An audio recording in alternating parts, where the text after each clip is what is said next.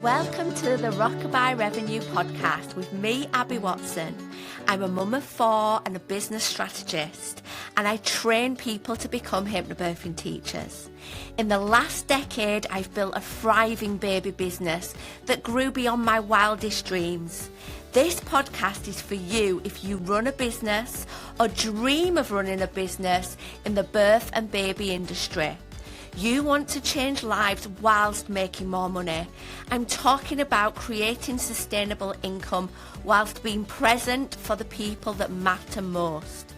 I believe for our baby businesses to have the impact we desire, we must be rewarded. On this podcast, expect me to share actionable strategies without the jargon. I've been where you are. I've built a business while raising 4 little ones, and now I'm here to help you turn your passion into profit while creating the life you've always dreamed of. So let's get started. Hello, lovely one. I'm going to be really honest with you here and let you know that in the last couple of years, working on my business has not felt as easy as it had previously.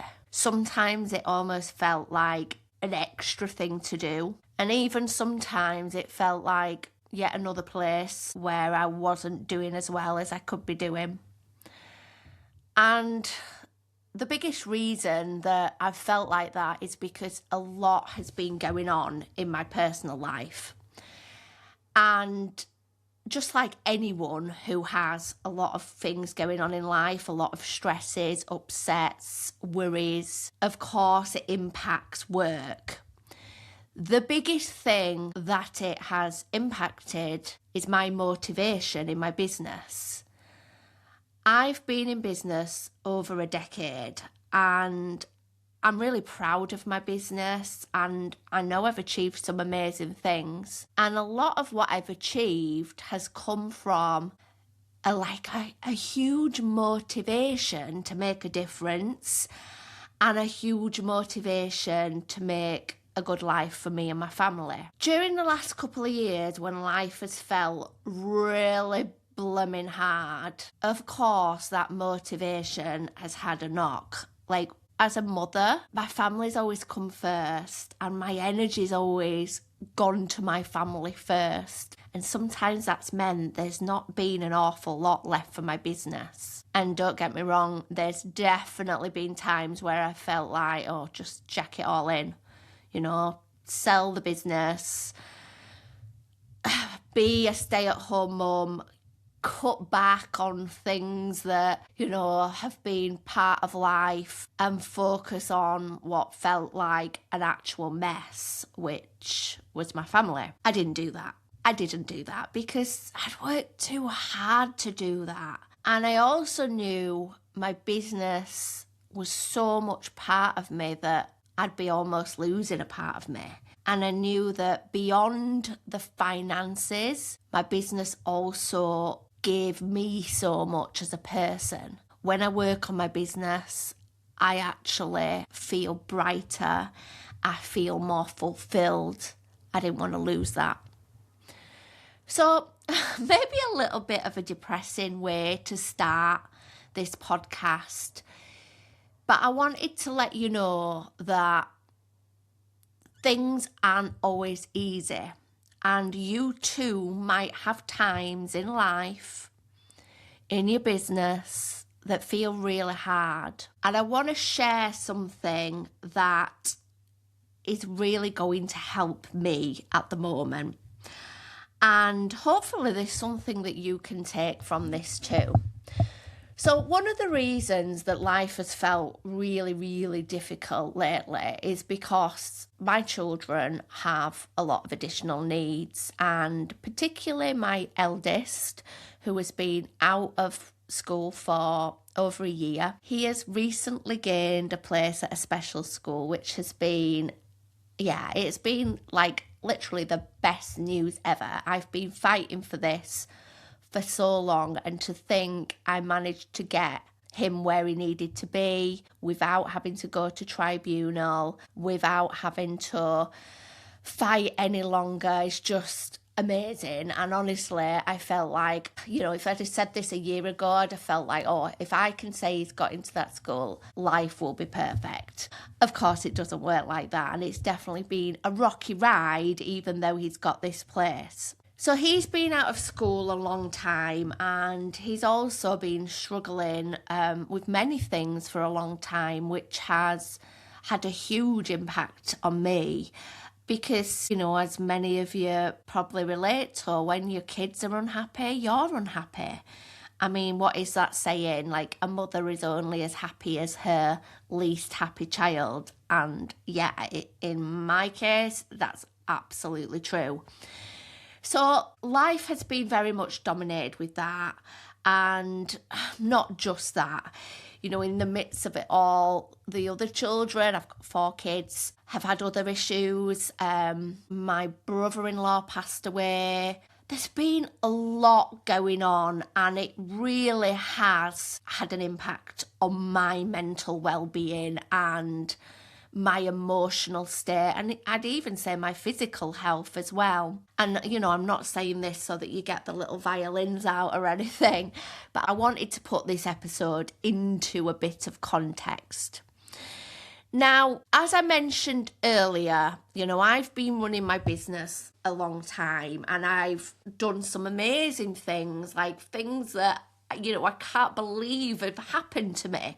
To be sat here now as a hypnobirthing teacher trainer, can't even say it, having taught hundreds of other women to become hypnobirthing teachers, it feels like a dream come true. And a lot of the things I've done in my business have been because of my huge motivation. When life has not gone great, of course, my motivation has taken a big hit. How can we be blooming motivated in our businesses when we feel like our life's on fire?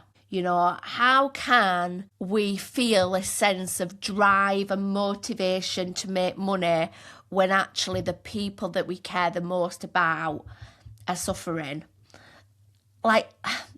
That's obviously going to be impacted. For a while, I've been thinking about how do I get around this difficulty of having such variable motivation when I'm self-employed. Variable motivation can mean that you're either all in or you're half-arsed. And that's certainly how I felt sometimes lately. Feeling like it's really hard to pick up the laptop and do work. Feeling very uninspired, not having the same ideas as I've had for, many, many years. So how do I deal with that varying motivation? How could I set up my life that means finding motivation isn't going to be as challenging? And I'm faced with a situation now that my eldest is in this school that I fought so hard for him to get, where although he's in this brilliant school, I now have a 4-hour school run.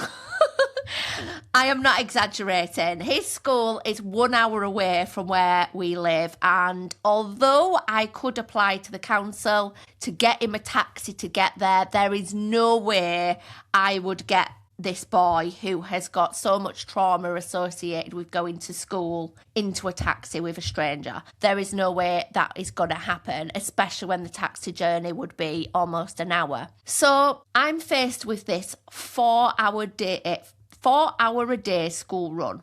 An hour there, an hour back, an hour there, an hour back. And it's a lot. And don't get me wrong, right now, it's manageable because I can't blooming believe I'm getting to do it. I'm able to do this school run because I've got him in the school and I feel so happy about that. But it's not sustainable. So I thought about, okay, what if I actually make it so that I don't have the full 4 hours? What if I drop him off and I go somewhere to do work? Without coming back to the house, I'm going to save potentially 2 hours a day. And obviously my first thought was going to a coffee shop. But there's only so much I can do in a coffee shop. I'm sorry, but I'm not comfortable recording things in the presence of other strangers. I'm not someone that can hop on Zoom and have chats when there's other people sipping their coffee. So as much as going to Starbucks, going to an independent cafe, going somewhere to do work could allow me to do some stuff, a lot of my work does involve recording, filming, being online, and that can't happen in a public space. Or certainly for me, it can't happen in a public space. So that's when I started thinking, could I get a premises? Could I get a workplace? My own private space where I could set it up to be this private space that was perfect for me doing my work. And then I found the perfect spot. I found this office that's in this complex of other offices, so I don't have to rent a full place with its own kitchen and toilets. Actually, it's got wonderful communal facilities, but I get my own room that I can decorate how I want. I know it's just for me. I'm not desk hopping. I'm not having to, book things. It's just always gonna be there for me. And guess what? It's about 8 minutes away from my son's school. So when I drop him off on a morning at 9 o'clock, I can get back in the car and I can go to this office, and ultimately I've got until 10 to 3 to do work. Perfect, right? Now, of course, this felt super exciting, but it also felt blooming terrifying. Yeah, it comes with a financial investment. It comes with a commitment as well. It's not something I can just arrange on a week by week basis. I'm going to be committing to at least 12 months, And not only is that a financial commitment, it's also reliant upon Harris being okay at that school. And it's early days. He's only been there a matter of weeks and it has not been smooth sailing, But equally, I need to be less reliant on my motivation. I need to maximize the limited time I have in my business. And if I am driving back from his school and I arrive back home at 10 o'clock and I have until 2 o'clock, it's 4 hours. Yeah, but it's not really, is it? Because, of course, like many people, when I get in my house, I look around and I'm like, what a mess. I better tidy up first. Maybe I should put a load of washing in. Maybe I should think about what I need for tea. Oh no, we've run out of milk. I better pop to the shop. And my time can absolutely get eaten into by those jobs. Now I know what you're thinking. Maybe, Abby, you could have better boundaries around work time and home time. Yeah, I could. But also, me as a person, I cannot sit amongst it. I cannot sit amongst that home chaos and ignore it. I can't. It's just not in me. Whereas if I'm in this separate space that is dedicated to my work, I can't see the washing. It's there at home. I can't see the mess. All I can see is my desk set up for work. I am removing a huge barrier to productivity. And that is absolutely worth the risk, the investment, the commitment. Now, this absolutely made me think about running a business as a mother and how we can want different things at different times. If you'd have told me 3 years ago I was going to be signing a lease for an office, I'd have thought, oh my God, why would I ever want that? I actually liked the fact that I could sit on my sofa with my laptop. I liked that the most productive place was actually tucked in my bedroom with a cup of tea, my phone and my laptop. That worked for me so well. And at that stage and season of my life, that was perfect. But life changes. And this is the blooming beauty of running your own business. Being able to think about what is going to work for my season of life? What do I need right now?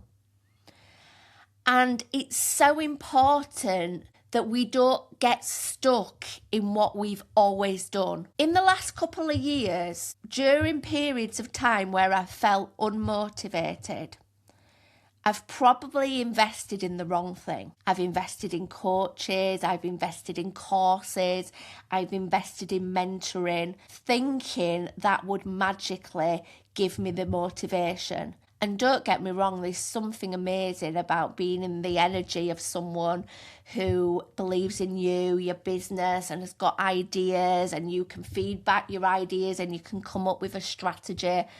Yeah, like there's something incredible about that. But actually, if your life isn't set up to follow through on whatever plans you make, it isn't going to happen. And whilst the whole messaging in the online space can be, if you need motivation, if you need more success, you need to invest in yourself. And that often looks like a coach, that often looks like a mentor. Maybe that's not what it looks like for you. And we must listen to that part of ourselves that knows what we need, I know that right now I don't need a mentor, I don't need a coach, I need space, I need dedicated time, undisturbed time, because I've got ideas, I've got things I know I need to do, but I haven't got the space to do it. And that's what I'm creating for myself. Now, you might not be in a position where, and you might have no desire to have a blooming office, but how can you create the ideal situation for you to be more productive? What can you do that makes getting on with your work, your business, your dreams so much easier? For a long time, for me, that was popping to Starbucks for a couple of hours, knowing that when I was there was no distractions. For some times in my life, it was a quiet hour in my house. But think about that. How can you make it easier for you to be productive and make it less reliant on that burst of motivation? Because let's face it, our motivation is variable. My motivation depends on how I'm feeling in myself. It can even depend on the stage of my cycle I'm in. We're not robots. And it can certainly vary depending on what's happening in the wider parts of my life. And I can imagine that's true for you. Now, if you want long-term success in your business, you want to think about how you can set yourself up for those routines, for that space to prioritize your time and make the most of your time. Now, don't get me wrong. I'm getting this office. I'm not going to be working full-time in this office. I'm not going to be dropping my son off every day and heading to that office every single day. No, because that's not what I went into business for. I went into business for freedom, for fun, for flexibility, to make an impact. And that doesn't require me to be sat at a desk 5 days a week. But what I do know is that the days that I go to that office, I'll probably be at least 3 times as productive as I am at home. That is totally worthy of the investment. This is all about embracing the stage of my business. My business was built around 4 young children, feeling like a stay-at-home mum. My kids are growing up now, and although life is not easier, It certainly isn't. Hopefully it will be for you when your kids grow up, but that's not been my experience. But I'm in a new stage. My business is at a new level. It requires different things of me, and I'm embracing that with the newness that an office is going to bring. So perhaps the next time you see me, I'll be showing you around my new office. I'm going to be like blimmin' Melanie Griffiths in Working Girl. I'm going to feel like I should, put on the shoulder pads, pick up, a briefcase. I'm going to be like a proper businesswoman. Of course I'm not. Nothing's going to change apart from the fact I'm going to have this space. And I know that this space is going to be incredible for myself and for my business and my wider family. So I wanted to share that with you today, and I really hope there's something from this episode that you can take away. Perhaps it's reflecting on what your business needs for you to be more productive, and I'm not saying it's an office. Might be something else. Maybe it's that it's okay for our businesses to evolve as our family dynamics change. And it's okay to want something now that maybe a year ago you'd have thought was a bonkers idea. We change, we evolve, and maybe what we need in our businesses changes too. So my lovely one, if you have had any takeaways from this episode, please do come over to my Instagram at loveyourberth_training and share those with me. I love to hear. And yeah, head over to my Instagram because hopefully I'll be sharing some updates on my new office space. And come and pop in, come and have a cuppa. I would love to see some familiar faces there. So that's it for another episode of Rockabye Revenue. Next week, I'm going to be talking about bringing more connection to your business, building community in your business. And I'm not going to be alone. I'm going to be with one of my graduates from 5 years ago, the amazing Lindsay Ratcliffe, that's talking about how she brings her values to her baby business and how she has encouraged collaboration and community and more connection for a more fulfilling business. So if that is something that you would also like to bring to your business, definitely give next week's episode a listen. And as always, do share the podcast with a friend. It makes my heart boom with happiness when I know that more and more listeners are listening to the Rockabye Revenue podcast and supporting their businesses to thrive. So as always, keep on changing lives, and I shall see you next time. Take care. Bye. Thank you for listening to Rockabye Revenue. I hope this episode has left you with some fresh ideas and bundles of motivation. If you enjoyed this episode, do make sure you click subscribe so you never miss an installment. And if you found this episode useful, I'd love you forever if you leave a 5-star review, helping this podcast reach the ears of more of the helpers in this world. And remember, keep changing lives. See you next time.